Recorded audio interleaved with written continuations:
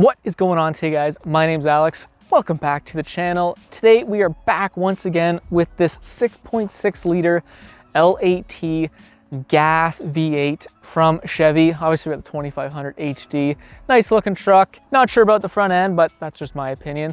What we're gonna do today is we're gonna take this thing on the road and go for a spin. There are two things I kind of want to test out because I've heard a couple complaints about, first of all, the lack of power with this engine. Yes, a lack of power with a 6.6 liter V8, apparently, as well as horrible fuel economy. Again, who would have ever imagined horrible fuel economy with a 6.6 liter V8, but apparently it's a little egregious. So I'm gonna take this thing on the road, take it for a spin, do a little bit of acceleration, talk about how I feel about driving this thing, and then obviously show you guys my fuel economy when I'm just driving around. So that's what we're doing today. Should be fun. All right, we are in the 6.6 liter L8T V8 from Chevy, and I'm gonna give you guys my honest, unedited kind of opinions of driving this thing. So I've driven it 67 kilometers so far, and so I have a pretty good idea of what I'm gonna say, but might as well take you along for a little ride. So when I did the full breakdown of the engine last week, two of the major complaints I saw from owners was bad fuel economy and lack of power. So, I mean, bad fuel economy, yes. That is my fuel economy number, 19.8, almost 20 liters per 100 kilometers. And honestly, guys, this, obviously I'm not towing anything. The thing's empty. It's just me driving around town doing my normal thing. So I can agree that the fuel economy is pretty bad. But like I said last week, this is an HD pickup truck.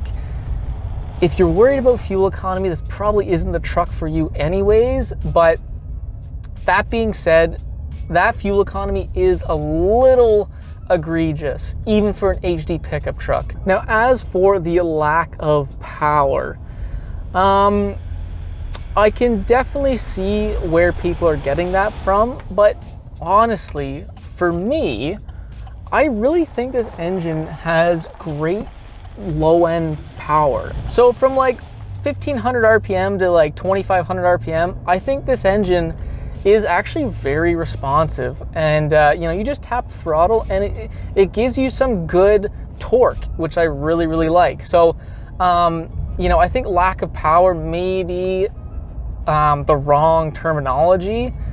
I think once you get above 3000 RPM, that torque band, for whatever reason, feels like it kind of just drops off.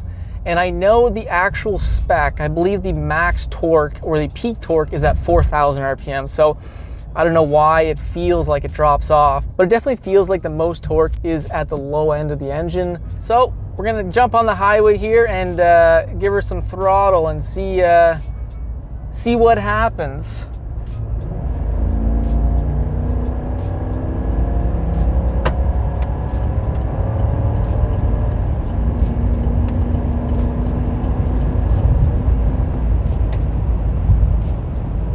I wouldn't want to call that slow, but I wouldn't call it fast either. My Power Wagon's definitely quicker.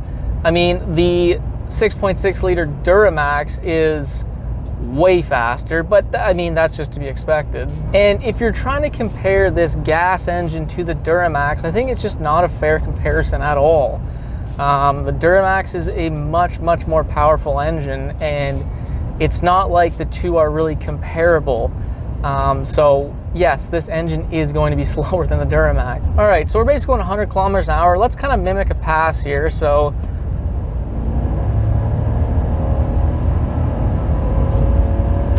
I mean, yeah, there's 140. So again, I wouldn't necessarily call that slow. And I think a lot of people are experiencing like the sluggishness of having a 6-speed transmission versus a 10-speed transmission. With a 10-speed transmission, no matter where you put your foot into the throttle, you're always gonna probably be right around peak torque, peak acceleration, just because there's so many gears to choose from. With a 6-speed, unfortunately, you might be in between torque bands there, just depending on what speed you put your foot down. And that can lead to some sluggishness feeling, I guess. So we'll jump back on the highway here, give you another pull.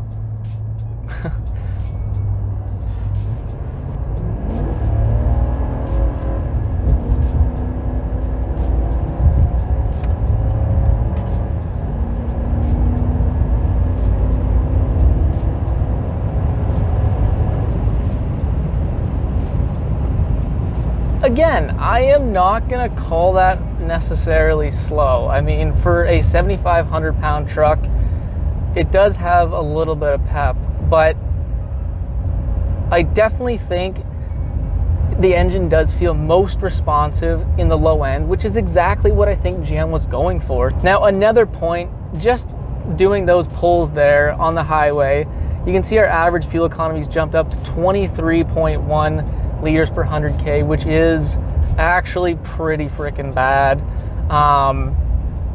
So you can see if there was a load on this truck and you had to drive at higher RPMs, this thing would just suck the fuel back, unfortunately.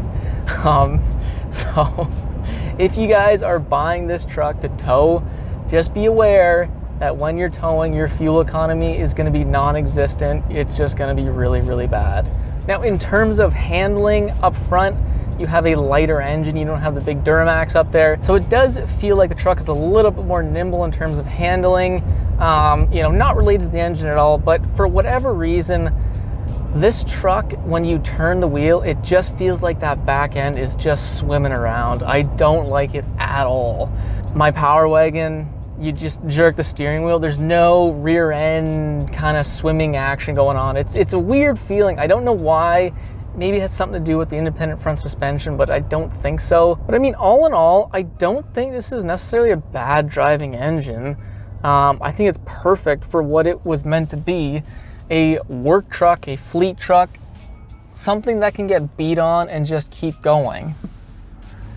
And to me, this is exactly what this engine feels like. It's not quick, it's not efficient, but one thing with that cast iron block, it is definitely strong, and I think you're gonna get some pretty good reliability out of it. So if you're looking for a more fuel efficient option and a quicker option, that's what the Duramax is for if you're looking to buy a Chevy.